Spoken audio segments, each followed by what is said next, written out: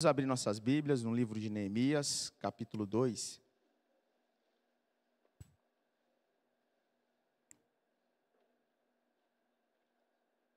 E o tema de hoje é engraçado, né? Porque eu de manhã eu falei um tema. Eu coloquei assim, ó: a dependência de Deus nos traz o equilíbrio. E aí tem um grupo aí, cara, um grupo que é de Deus, que os caras são o pessoal da arte aí e tal. Aí os caras, pô, o tema qual que é? É engraçado. Qual que era o tema? Aí o pessoal, é esse o tema. Aí eu olhei e ficou melhor do que o tema. Parabéns. Eles colocaram assim, ó: quem vive na dependência de Deus toma decisões equilibradas. Eu falei, ó, ficou melhor. Como Deus é bom e misericordioso, né? Isso é maravilhoso. Quem vive na presença de Deus toma decisões equilibradas. Então, que hoje a gente possa sair daqui tomando decisões equilibradas, decisões direcionadas por Deus. Então vamos lá. Só que eu gostaria de fazer diferente o quê? Todos abriram aí a Bíblia? Em Neemias capítulo 2? Então tá, até o verso 10. Eu vou começar lendo o primeiro. E aí assim por diante, você aí abaixa um pouquinho sua máscara. Se quiser ficar em pé, pode ficar em pé. E aí você me ajuda aí nesse momento. Beleza? Até o verso 10. No mês de Nissan, do 20º ano do rei Artaxerxes, na hora de servir-lhe o vinho, levei-o ao rei. Nunca antes eu tinha estado triste na presença dele. Versículo 2.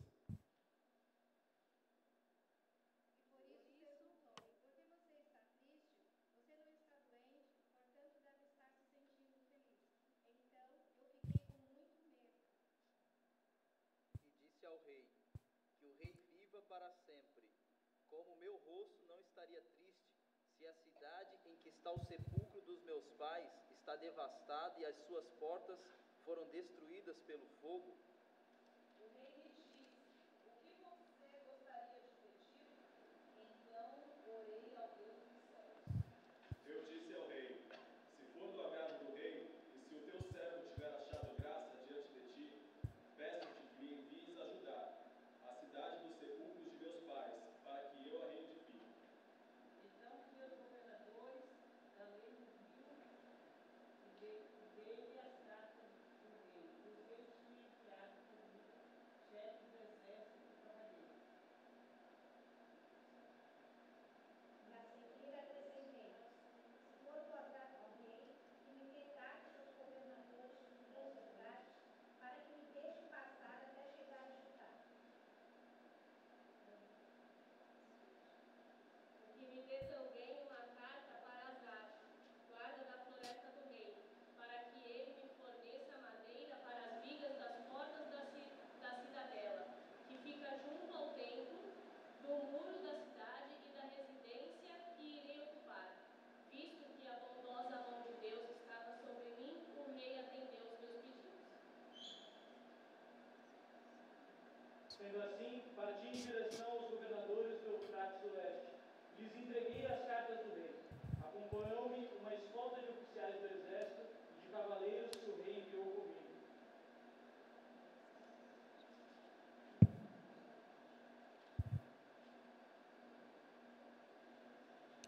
Foram os 10?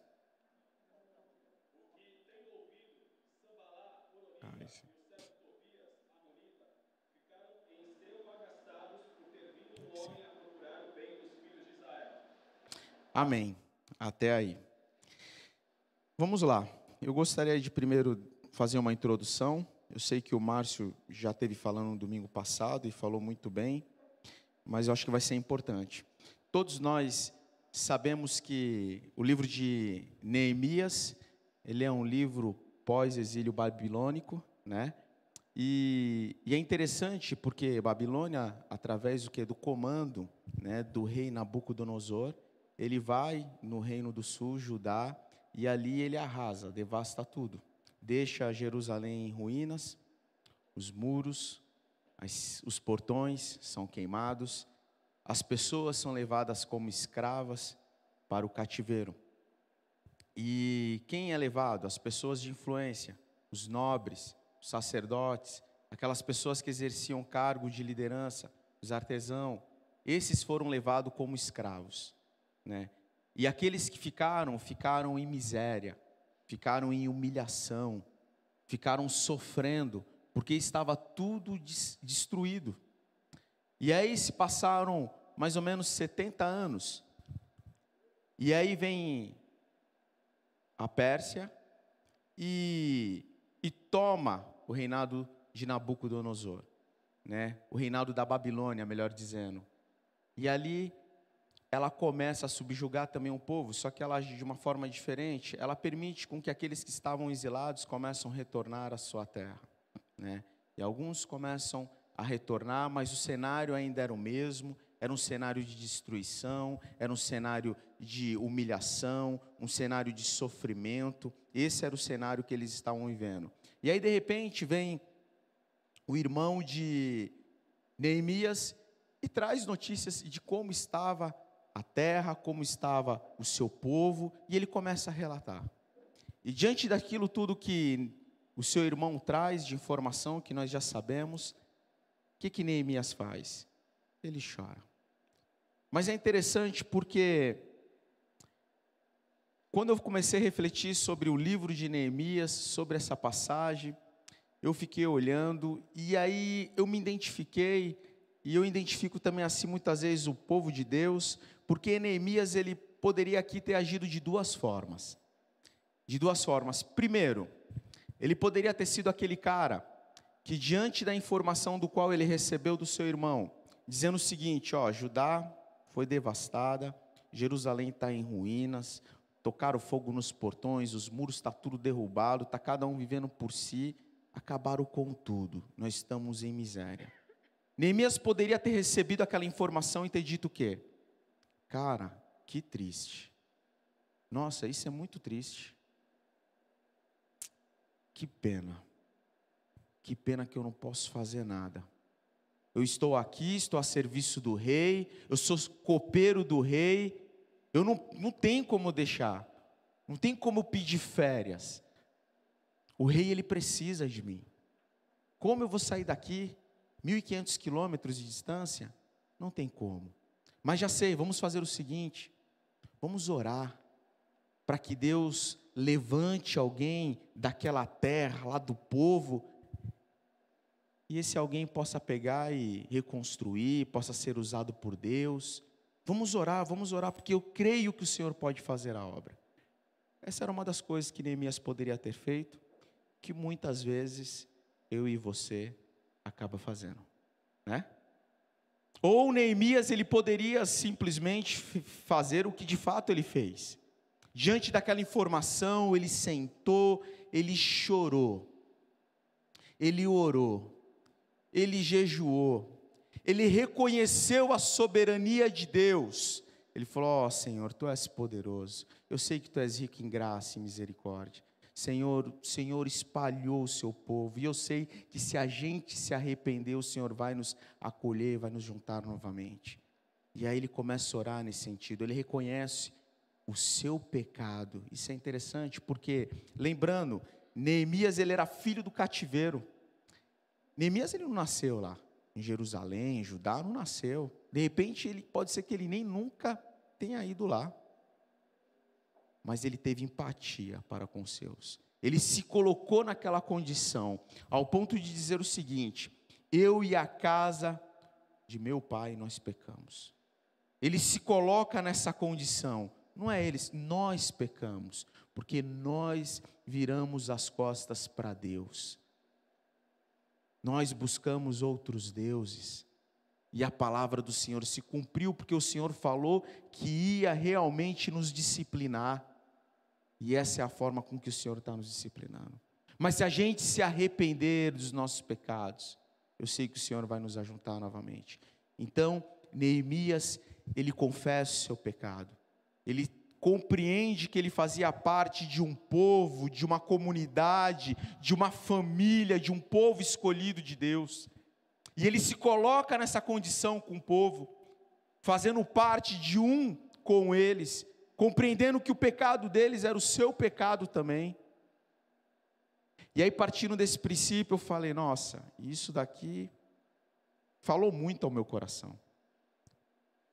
E eu falei, não tem outra forma da gente começar tudo isso a não ser orando. É exatamente isso, orando. E agora nós vamos orar. E eu vou convidar você para ficar de pé, para que a gente possa orar como igreja.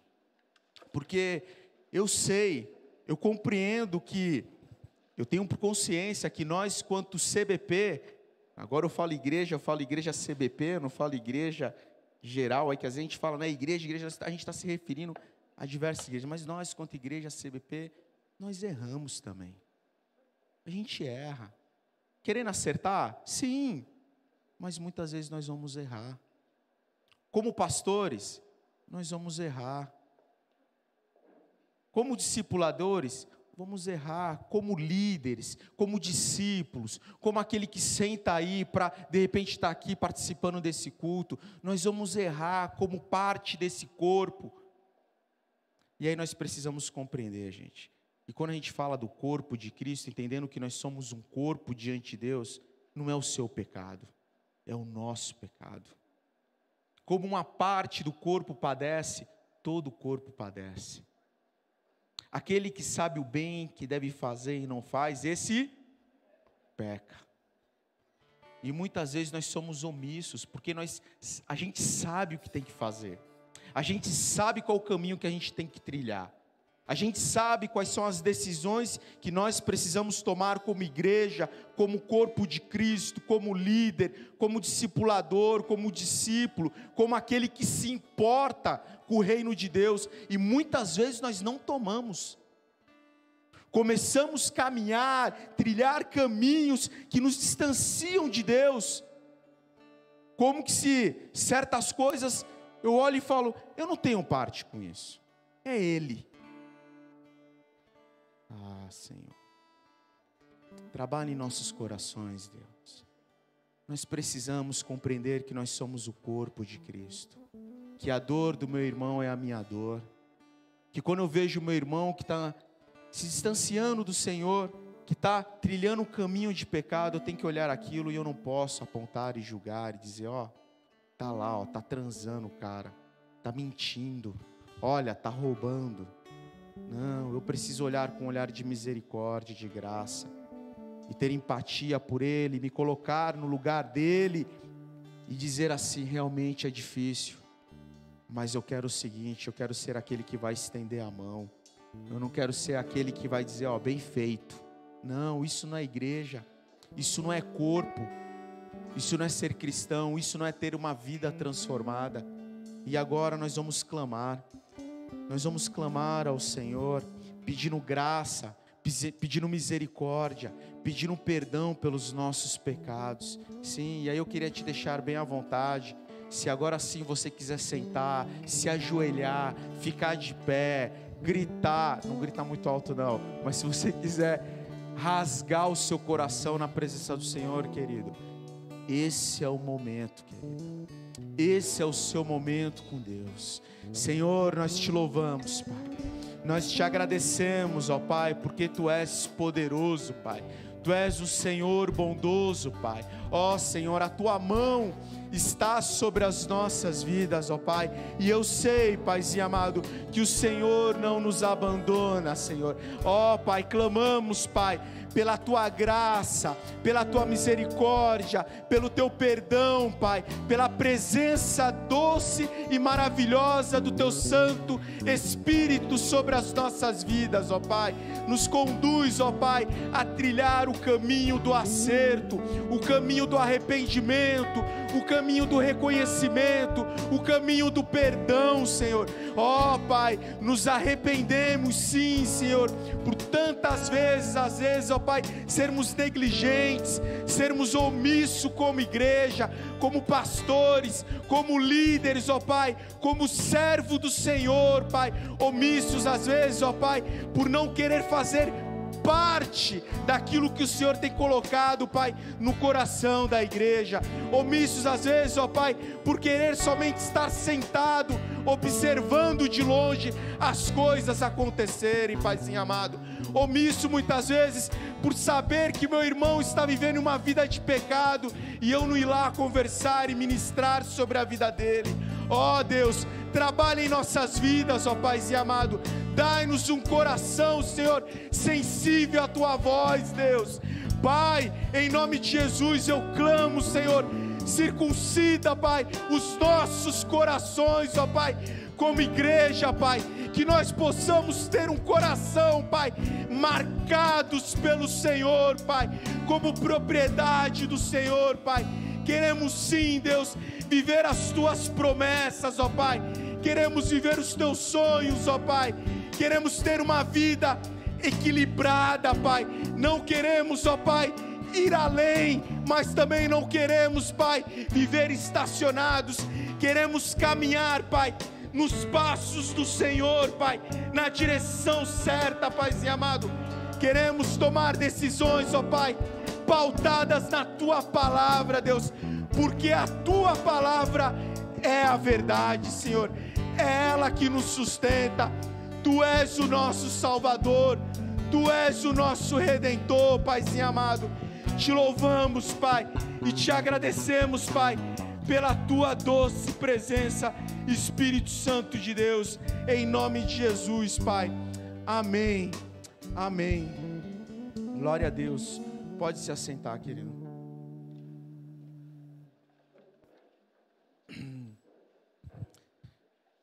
Vamos lá. Tomara que a voz não falhe até o final. Está desde ontem, né? Está quase indo. Vamos lá, primeiro ponto, dependência de Deus. Dependência de Deus. Após o rei ter ouvido de Neemias, todo aquele discurso, né? Quando ele pega e fala assim, ó, cara, eu estou triste, mas eu estou triste porque a terra lá onde está sepultado os meus pais está em ruínas, foi devastado, destruíram, acabaram com tudo, por isso que essa é a minha tristeza. Depois que Neemias traz esse relato para o rei ele olha para Neemias e faz uma pergunta: de que forma eu posso te ajudar? O que eu posso fazer para adiantar ao seu lado? E é interessante porque nesse momento, Neemias ele olha não, na verdade, ele para e faz aquela oração relâmpago. Ele faz aquela oração dizendo, Senhor, é agora. E é interessante porque, quando você olha para o texto, pelo menos eu entendo isso, o que dá para entender é que Neemias, ele faz realmente uma oração relâmpago, né? O versículo 4, se eu não me engano, vamos lá? É isso aí mesmo. E então orei ao Deus do céu. Assim, o texto, ele não dá detalhes, de repente ele não diz que nesse momento Neemias se ajoelhou, quando o rei falou assim, olha aí Neemias, o que você precisa, o que você quer então? Não mostra, então Neemias foi para o canto, orou, se retirou para buscar o Senhor, fechou os olhos, levantou a mão, calma aí rei, eu preciso fazer agora um a sós com Deus, ou eu volto à tarde. Não, nesse momento só diz isso, e então ele orou ao Deus do céu. Então parece que foi algo de bate-pronto, foi algo rápido, foi um momento crucial que realmente Neemias teve ali com Deus, um momento assertivo. Mas é interessante, sabe por quê? Porque quando eu olho essa postura de Neemias, ela pode se confundir. Porque essa postura que Neemias que ele teve, foi uma postura de quem depende de Deus. Essa oração de bate-pronto, dizendo assim, ó, agora Senhor, é agora, eu preciso realmente falar algo que encaixe, eu preciso de fato dar uma resposta do agrado do rei. Eu acredito que a minha oração ainda foi longa, eu acredito que ele fez uma oração mais rápida, mas essa oração que Neemias ele faz, na verdade, é fruto de quem tem uma vida que depende de Deus, é fruto daquele período que ele passou ali com Deus, orando, jejuando, chorando, é fruto disso. E por que às vezes a gente se confunde? Porque muitas vezes a nossa oração, diante do Senhor é uma oração bate-pronto, mas é uma oração muitas vezes de desespero, não é? Aconteceu uma situação, aí tu fala, ai meu Deus, é agora, o que eu faço? É diferente. Essa oração que Neemias faz, nesse momento, rápida, que ele precisava tomar uma decisão, era uma oração que realmente era fruto, era a consequência de quem dependia do Senhor, de quem tinha uma vida com Deus. Opa, obrigado. Ó, copo do Aviva. Aviva Jovem, sábado às 20 horas. Me senti naqueles programas, né, que você faz algum tipo de propaganda. Só que aqui tu não recebe pela propaganda. Voltando aqui. E aqui é interessante, porque Neemias, de fato, ele faz essa oração. E Paulo, em uma das suas cartas para os Tessalonicenses 5,17, ele fala sobre isso, que nós devemos orar sem cessar. E quando ele fala que nós devemos orar sem cessar, ele não está dizendo que a gente deve viver constantemente sussurrando ali, né, como se fossem orações repetitivas, assim. Não, mas mostra para o cristão que existe o quê? Uma necessidade de ele ter uma vida de oração. Mostra que a vida do cristão precisa caminhar dentro desse convívio, dentro desse ambiente, da dependência do Senhor, de busca de Deus. Vou aproveitar agora que o Jadson está aqui, que ele não estava de manhã. Pelo menos ele tem a chance de se defender, porque eu falei dele de manhã. E é interessante, porque quando eu leio esse texto, eu lembrei do Jadson, porque eu não sei quantos aqui já encontrou com o Jadson, às vezes no centro de São Vicente. Eu ainda não tive esse privilégio, mas os relatos que eu tenho é o seguinte, cara, quando você vê o Jadson no centro de São Vicente, parece que ele está orando, mas não está, ele está falando sozinho. Ele fica andando na rua e ele fica falando sozinho. E o pessoal fala assim, cara, já está ficando doido. Ele fica lá, a boca dele fica mexendo, não está orando, ele está falando sozinho. Eu não sei se isso é mania de pessoas quando vai chegando numa certa idade. Como ainda eu sou novo, né? Então, eu não sei dizer em relação a isso. Mas está aí, alguém que tem essa mania de ficar falando. Mas aqui não. Paulo, ele fala dessa necessidade de a gente ter uma vida de oração, de orar constantemente, né? De a gente compreender que a gente precisa ter uma vida regular de oração, uma vida de oração na presença do Senhor, pois isso nos traz o equilíbrio diante de algumas decisões que nós precisamos tomar, e não aquela questão de desespero, não, e agora Deus, calma aí, eu preciso fazer isso, calma aí, eu preciso orar, cara, orar, o que é orar mesmo? Aí você vai para o secreto, não, na verdade isso tem que fazer parte da sua vida. E uma das características de quem depende de Deus é uma vida de oração. É uma vida de oração. A dependência de Deus gera equilíbrio em nossas vidas, porque aquele que depende, ora. E a oração é o reconhecimento do mais fraco, e o clamor daquele que compreende que ele é limitado e ele depende do Senhor. A oração é o reconhecimento do mais fraco. Quando eu oro, eu reconheço que eu sou fraco. Quando eu oro, eu reconheço as minhas limitações. E eu sei que existe um Deus que é poderoso e Ele vai em meu favor. Quando eu oro, isso me faz uma pessoa não só que depende do Senhor, mas faz de mim uma pessoa que toma decisões equilibradas, porque eu estou conectado com Deus. E aí eu vou fazer aquilo, não que está no meu coração, aquilo que me agrada, mas aquilo que o Senhor fala ao meu coração. Mas sabe qual é o nosso problema? Que muitas das vezes a gente toma umas decisões, muitas vezes pelo impulso. Quantos aqui de nós, e isso eu me coloco também, às vezes nós tomamos algumas decisões, às vezes a gente faz algumas escolhas, do qual às vezes nós nos arrependemos, assumimos às vezes algum compromisso, a gente faz alguma coisa e fala, caramba, não era isso, meu. E aí você assume uma responsabilidade, aí você começa a colher as consequências de uma decisão mal tomada. Mas por que às vezes nós nos precipitamos? Porque às vezes nós não estamos conectados com Deus a tal ponto de tomar essa decisão direcionada e equilibrada por Deus, né? Na medida. Porque quando Deus está no controle, gente, as nossas decisões, ela tem a medida certa. É você nem ir além e você nem ficar parado. Então nós precisamos tomar decisões equilibradas e não ficar refém das nossas emoções ou das circunstâncias. E isso me faz lembrar de um testemunho. E como diz o pastor Márcio, né, o melhor testemunho é o nosso. E eu achei interessante, né? Todas as vezes que eu tenho pregado, eu tenho procurado partilhar sempre alguma coisa, né? Tirando, acho que não sei se foi a última vez, cara. Eu sei que aquela ilustração, não. Aquele testemunho da merenda acabou com a minha vida, mano. Não sei quantos de vocês estavam aqui. Eu falei assim, ninguém vai lembrar da pregação, só vai lembrar da merenda, não é possível. Me arrependi. Esse eu não conto nunca mais. Esse daí. Quem ouviu, ouviu. Quem não ouviu, vai ouvir através de outros, não vai acreditar, porque a quantidade foi muita, né? Mas eu sei como que é. Está gravado, né? É só buscar lá. Não se lembro qual é a data, mas é só buscar. E esse testemunho é o seguinte: mais ou menos uns 3 anos atrás, eu comecei a investir na vida de um homem, um dono de uma quitanda, lá na esquina de casa.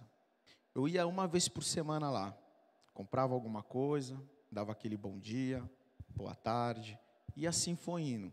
Quando eu fui ver, eu estava lá, sentava, conversava. Quando eu fui ver, começava a falar do amor de Jesus para ele. Aí quando eu fui ver, estava falando para ele, para o funcionário. Aí depois de um tempo eu fui ver, chegava lá, ele já estava escutando louvor, ele já tinha lido alguma coisa. E assim foi indo durante mais de um ano. Aí a gente foi indo, caminhando. Ele mora na área continental, então ele chegou a frequentar a igreja lá perto da casa dele. E foi um tempo muito bom. A gente criou um vínculo, criou uma amizade. Mas chegou em um momento que ele me chamou para conversar. E ele falou assim: Rodrigo, presta atenção, Rodrigo. Eu estou querendo desacelerar, eu tenho uns outros investimentos, outro comércio. E é o seguinte, cara, eu vou passar para frente essa quitanda. E eu pensei em você. Eu falei, caramba, eu fiquei assim, eu falei, será que ele vai me dar isso daqui? A gente, né, tem que agir com fé. Eu falei, de repente, né? Aí ele falou assim, não, Rodrigo, eu pensei em você e a pessoa quiser arrematar isso daqui, tem que me dar X. Aí começou a falar em valores. O estabelecimento é dele, não é alugado, então eu teria que pagar aluguel para ele. Aí a princípio, quando ele falou, eu falei, não. Aí beleza, aí aquilo eu fiquei pensando, e toda vez ele falava, aí ele falou assim, eu falei assim, Valdemar, mas dá dinheiro aqui, cara? Porque eu tenho a impressão que assim, eu sei que dá dinheiro, senão ele não estaria, mas não, sei lá, acho que eu pensava que não dava muito dinheiro. Aí ele começou a falar, Rodrigo, aqui ó, no coco que eu vendo da X, nas frutas que eu vendo, ele começou a falar os valores, gente. E eu vou te falar, isso mexeu comigo, porque eu falei, caramba, olha aí. Eu falei, pô, o cara que faz prancha de surf vai agora ter um sacolão, né, uma quitanda. Não sei se você consegue imaginar, eu como vendedor numa quitanda, mas eu comecei a sonhar com isso. Eu falei, cara, eu chamei meu pai para conversar, tal. Só que para essas loucuras, a gente precisa de um amigo, né? Tu não pode fazer essas coisas sozinho, né? Tem coisa que não, eu preciso de um amigo. Porque se der errado, tu abraça o amigo e chora. Se dá certo, os dois vão embora junto. E aí eu pensei, tal, falei, não, cara, eu vou chamar o Dudu. O Dudu é um cara que, nesse negócio aí, eu acho que ele manda até melhor do que eu. Aí eu chamei ele para conversar, eu falei, Dudu, o esquema é esse, o cara ofereceu isso, tal, o valor é esse, o que entra é isso, as despesas são essas, tal. E aí, cara, o olho do Dudu brilhou também. Ele falou, Rodrigo, meu irmão, cara, ele vende fruta, ele tem um sacolão também, eu já trabalhei vendendo coco e não sei o quê. Eu falei, tá aí, pronto, já era. E aí a gente começou a sonhar, eu comecei a conversar com o cara, e aí chegou um momento que aí o dono da quitanda começou a falar das responsabilidades também. Ele começou a falar, Rodrigo, aqui abre às 9 da manhã, fecha às 18. Mas é o seguinte, eu vou para São Paulo 2 vezes por semana, eu tenho que buscar tal mercadoria em tal lugar. Ele começou a falar, e aquilo já começou, eu falei, caramba, tá pesado. Mas aí tu coloca na balança, tu fala, mesmo assim ainda compensa. E ainda mais com 2, eu já estava pensando, vou vender o carro, o Dudu também, vamos vender o carro e vamos fazer isso. E aí, cara, nesse momento, tu para, pensa e tu fala, não, tá sério. Já tinha conversado com a esposa, e a minha esposa, como uma esposa virtuosa, falou, Rodrigo, o que você falar, se Deus falar para ir para lá, nós vamos. Se falar para ir para lá, vamos, cara. Eu tô contigo para onde você for. Eu falei, amém, né? A Emily já falou assim, pô, que legal, vou poder ir lá comer de graça sempre. A Emily é demais. E aí, beleza. Só que nesse momento eu falei assim, Senhor, cara, eu preciso de um direcionamento. Eu me senti aqui como Neemias. Eu falei, eu preciso ouvir a voz de Deus, cara. Vai dar um 360. E eu pensei em relação a tudo aquilo que eu teria que negociar. Por exemplo, isso daqui. Ter essa vivência de ministério e tudo mais, seriam coisas que iam ocupar meu tempo, eu teria que sacrificar. E aí isso começou a pesar no meu coração. E aí eu fiz uma coisa que eu não gosto de fazer, mas eu tive que fazer. Eu falei assim, eu vou abrir a Bíblia, aonde cair, é aí que vai ser, né? Tomara que não caia naquela parte que fala que Judas se matou, senão eu vou ter que se matar, e aí já viu, a esposa vai ficar viúva. Mas enfim, eu preciso, Senhor. Peguei a Bíblia e eu abri. Para quem é mais antigo vai lembrar, caixinha de promessa, né? É isso. Mas eu não recomendo você fazer isso não, gente. Mas eu, como um cara imaturo, eu fiz. E Deus me bateu, né? Aí Deus falou assim comigo, Provérbios 23, 4. Ele colocou assim: não esgote suas forças tentando ficar rico. Tenha bom senso. Eu falei, meu Deus, foi muito direto. Cara, foi muito direto. Eu falei assim, Senhor, eu não estava nem pensando nisso. Eu falei, meu Deus. Aí naquele momento, tu chora primeiro, né? Mas tu sente aquela paz. Aí tu fala, Jesus, obrigado. Eu já sei o que eu tenho que fazer. Eu chamei o Dudu. Falei, Dudu, Deus falou isso, cara. Então assim, pra mim a gente já sabe. Não vai dar. Não vai dar, cara. Tô lascado. Vou lixar a prancha até dizer chega. Não dá. Aí eu falei pra ele, agora se você quiser continuar, vai lá, toca, conversa com o cara, né? Ele, não, Rodrigo, se tu não vai, eu também não vou não. Aí ficou por isso mesmo, né? E é interessante porque, volte e meia, a gente cai às vezes nessas questões. Aí recentemente, cara, um mês atrás, me deu também, às vezes me dá uns 5 segundos, porque assim, uma coisa eu tenho tentado aprender com o Jadson. Às vezes ele fala assim, ó, eu não preciso ser rico, Rodrigo, eu só preciso ter um amigo rico. Aí eu falo, interessante, cara, mas tá difícil de arrumar um amigo rico, cara. Até isso tá difícil. Só tem pobre do meu lado, cara. Eu falei, tá difícil, né? E aí esses dias a mesma coisa, cara. Não tem acho que um mês atrás, chamei meu pai estava lá em casa, falei, pai, cara, eu quero fazer uma loucura, pai. Ele falou, o que foi, filho? Eu falei, pai, eu vou vender tudo que eu tenho, porque eu não tenho muita coisa. Quando eu falo tudo que eu tenho, não é muita coisa não. Eu falo assim, ó, eu vou vender tudo, vou investir. Cara, pai, eu não quero mais estar trabalhando. E ó, que eu não é que eu não trabalhe muito. Eu tenho um horário flexível lá no meu serviço.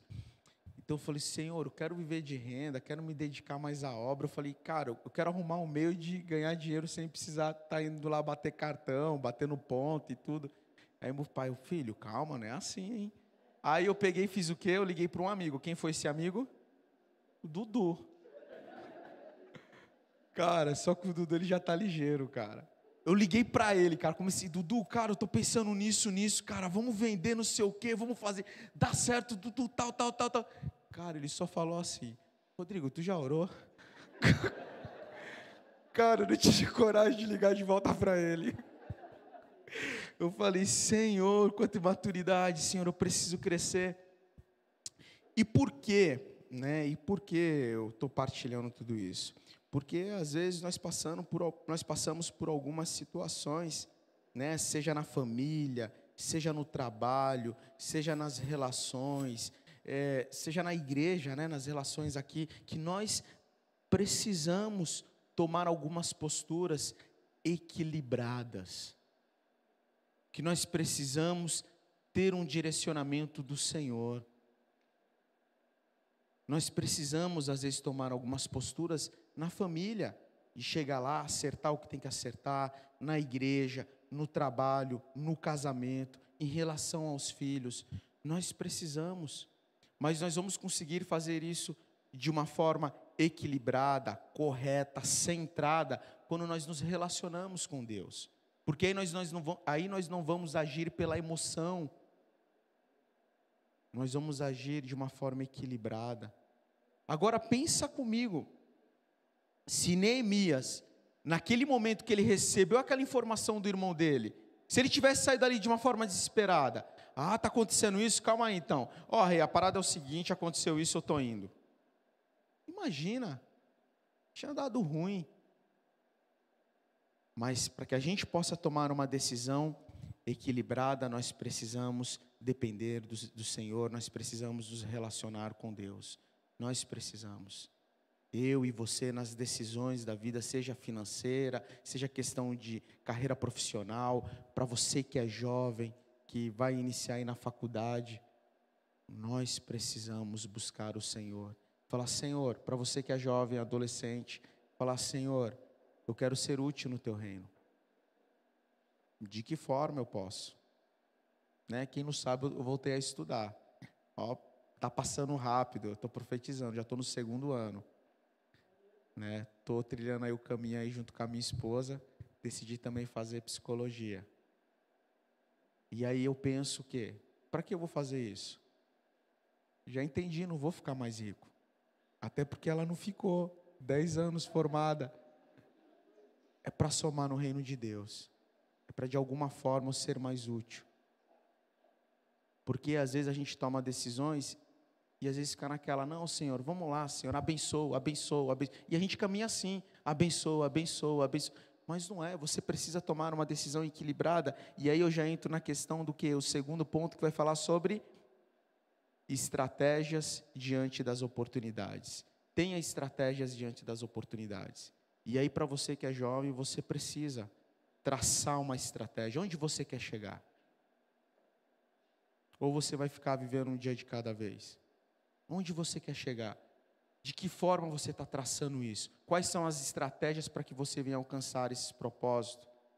Para que você possa alcançar os seus sonhos, para você que é jovem. E é interessante porque com Neemias não é diferente. Porque do momento que ele recebe a informação do seu irmão, até o momento que ele entra na presença do rei, se passaram mais ou menos uns 4 meses. E uma coisa a gente consegue enxergar muito clara nesse texto, que ele ora, que ele busca a presença de Deus. Mas uma coisa que a gente não vê de uma forma tão clara, ele traçando uma estratégia. Mas a gente consegue perceber nas suas posturas, na sua fala, do jeito que ele se comporta, que ele traçou. Que Neemias foi um estrategista. Opa, quase não saiu. Que Neemias foi esse cara, que ele realmente se projetou, ele falou, preciso fazer isso, isso e isso, para que eu possa chegar ali. E aí quando a gente compreende isso, a gente vê ali que realmente Neemias, ele era copeiro do rei, ele tinha uma função que não era qualquer função, ele era aquele que servia a bebida, a comida do rei ali, ele era aquele cara que tinha que entrar na presença do rei como? Sorridente, não poderia entrar de qualquer jeito, porque ele era responsável o quê? Pela bebida, e ele estava levando. E naquela época era muito comum, às vezes, as pessoas, os reis, as pessoas de autoridade, morrerem envenenadas. Agora, pensa comigo, imagina Neemias entrando chorando, triste na presença do rei. Cara, ele podia morrer. O cara que está trazendo minha bebida, eu sou o rei. O cara entra chorando, eu falo, não, mata esse cara, porque esse daí está envenenado, pode matar. Mata, faz ele beber, depois mata. Então, Neemias, a gente consegue observar tudo isso. E é interessante porque esse mês de Nissan é o primeiro mês dentro do calendário babilônico. É o primeiro mês, é o mês de chuva, é o mês de colheita, é o mês o quê? É o primeiro mês, ou seja, um ano de festividade, é o mês que se inicia o ano. É uma data de comemoração. A gente observa que quem estava ao lado do rei a rainha. Estava sendo servido o quê? Vinho. Era um momento de celebração, gente. Creio eu que naquele momento, e isso assim, isso não veio da minha cabeça, né? Não veio da minha cabeça. Deixa eu dar os créditos a quem merece. Isso são estudiosos, que a gente vai lá, os caras que pesquisam, os teólogos, e eu não tive esse trabalho de fazer esse campo de pesquisa, porque a turma que está fazendo aí os estudos, a devocional e tudo mais, eles fizeram essa pesquisa e entregaram tudo mastigado. Então eu queria agradecer aí a galera que fez esse trabalhinho aí pra gente. E é fato. E aí pensa comigo, Neemias olha tudo aquilo e vê aquilo como oportunidade. E ele fala assim, bom, tempo de celebração, tempo de alegria, tempo de festa. E outra coisa, os persas, eles cultuavam os mortos. Eles tinham essa questão da reverência aos mortos. Então, alguns estudiosos vão até dizer que essa tristeza de Neemias, essa tristeza profunda, extrema, ele chegou com essa motivação de provocar aquela pergunta no rei. Não que Neemias não tivesse triste por tudo aquilo que estava ocorrendo, não porque de repente Neemias, pode ser que de repente até ele estava de luto pelo sofrimento, mas ele sabia o risco que ele estava correndo ali na presença do rei. E ele sabia que naquele momento ele só precisava dar a resposta certa e fazer a pergunta certa. E quando ele entra na presença do rei, o rei olha aquilo e fala, opa, Neemias, essa tristeza não é tristeza comum, é uma tristeza profunda, ela vem do coração. E aí nesse momento, é interessante porque Neemias, ele saúda o rei. Que o rei viva para sempre. Ele mostra a questão da lealdade para com o rei. E aí o rei pergunta, mas por que você está assim tão abatido? E aí ele fala assim, rei, lá na terra onde estão sepultados meus pais, foram tudo destruído, foi devastado. E aí pensa, para um rei que tem como costume, como tradição, a questão da reverência do culto em relação aos mortos, ouvindo tudo aquilo, o cara se compadece. E é interessante porque Neemias, ele responde com uma pergunta, né? Como eu não estaria triste, estando lá o local onde os meus pais estão sepultados, tudo arrasado, como eu não estaria triste? E aí, como a gente não dizer que Neemias ele não aproveitou as oportunidades, não usou de estratégia para realmente alcançar o coração do rei. E aí o rei naquele momento ele olha e fala assim, de que forma então que eu posso te ajudar, né? E aí nesse momento Neemias ele faz a oração dele, ele começa a apresentar lá, eu preciso de cartas para que eu possa entregar para os governadores, eu preciso de madeira, tábuas para que eu possa reconstruir os portões, eu preciso de um lugar para ficar. E é interessante que Neemias ele cai na graça do rei, que o rei ainda chega e fala, separa para ele uma escolta, os oficiais dos exércitos ali dele, particular, e fala assim, acompanha Neemias. Então ele vai escoltado até chegar onde ele queria. E quando Neemias ele chega lá, é interessante, o que ele faz? Ele descansa, ele tem um equilíbrio, ele sabe quais são os passos que ele precisa dar para que ele possa alcançar os objetivos do Senhor na vida dele. Ele descansa.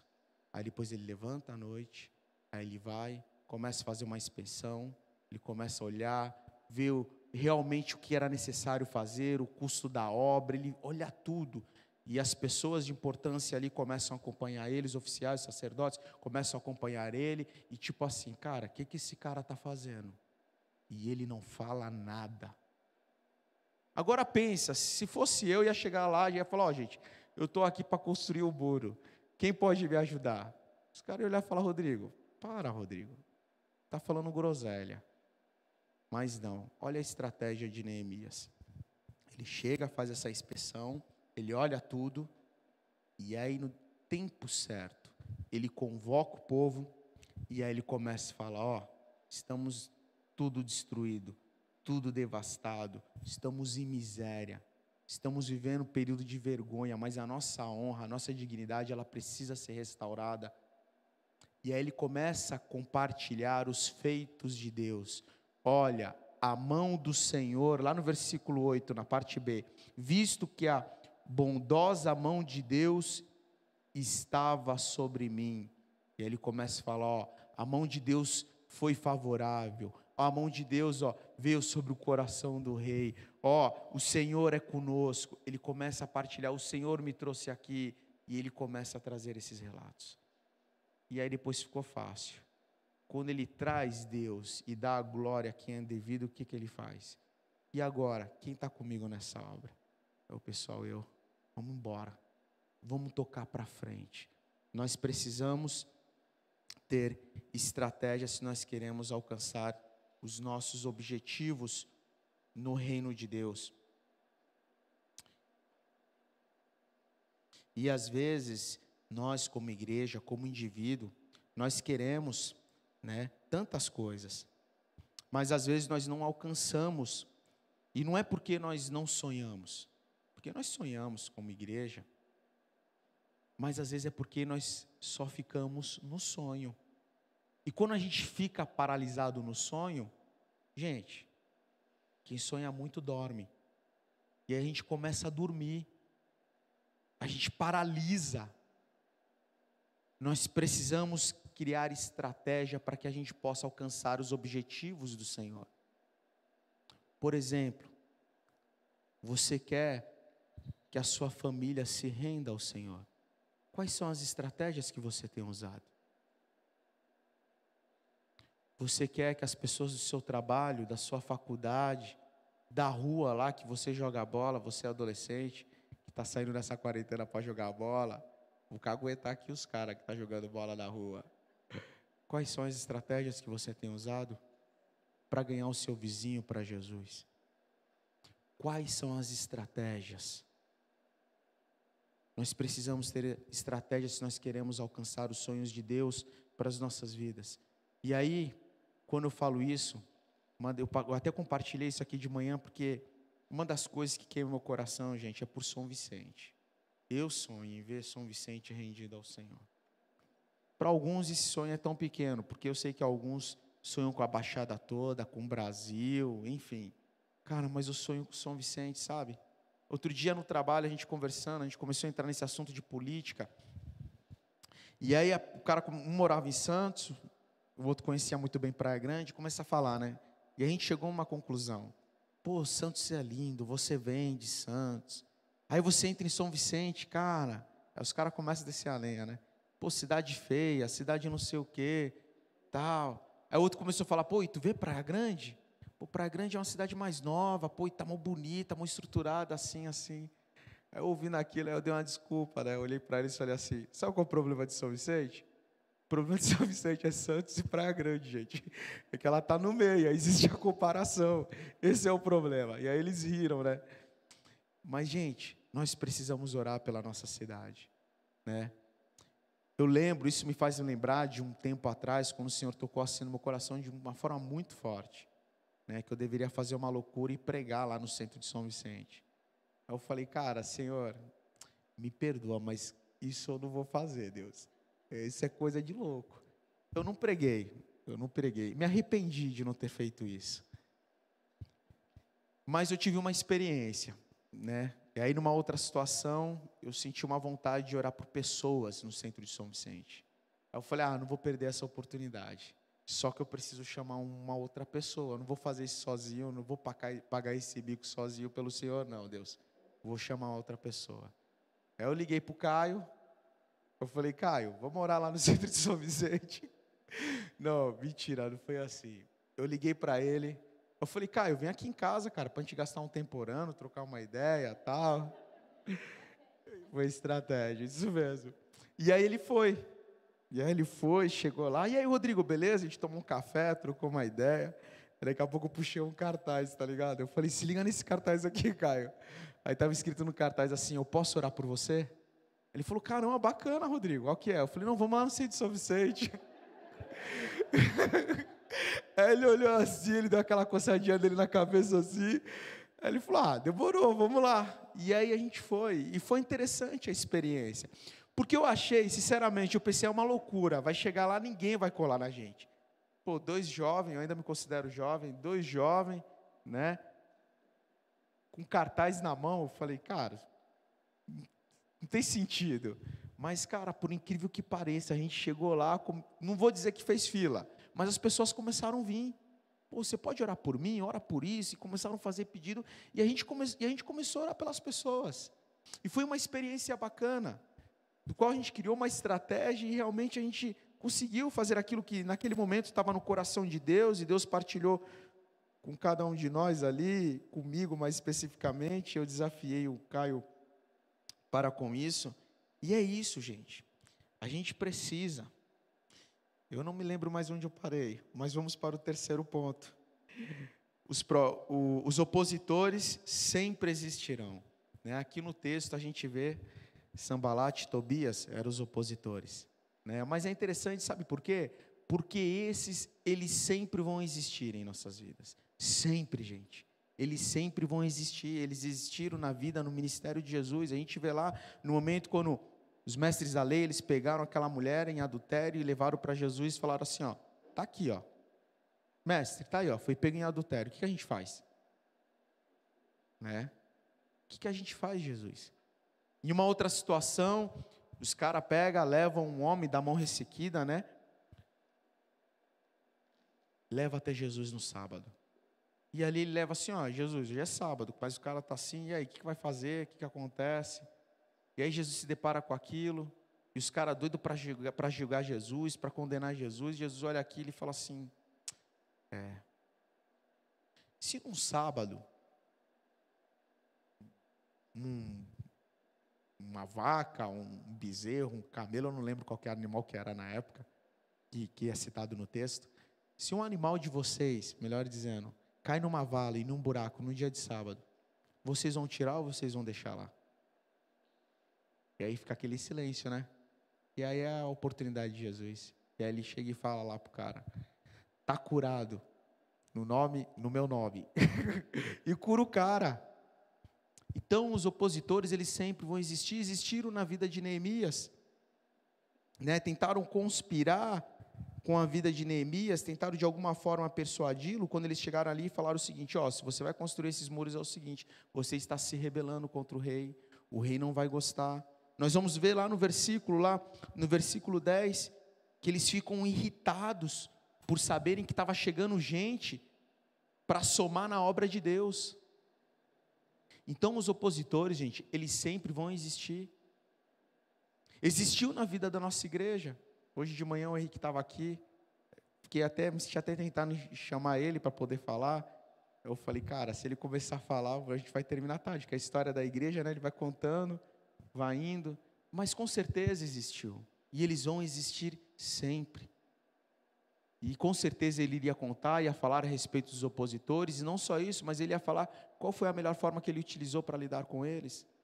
E a gente olhando para o JH, a gente sabe mais ou menos qual é o perfil dele, e às vezes o perfil dele é o silêncio, é a melhor resposta para aquelas pessoas que se opõem. E o que a gente tem que compreender é o seguinte, que muitas vezes os opositores vão ser combustível para as nossas vidas. A gente vai olhar e o cara ali está torcendo quando fala, opa, esse é o caminho, porque esse cara aí, deixa para lá. E a pergunta que a gente tem que se fazer nesse momento é a seguinte, o que eu tenho sido?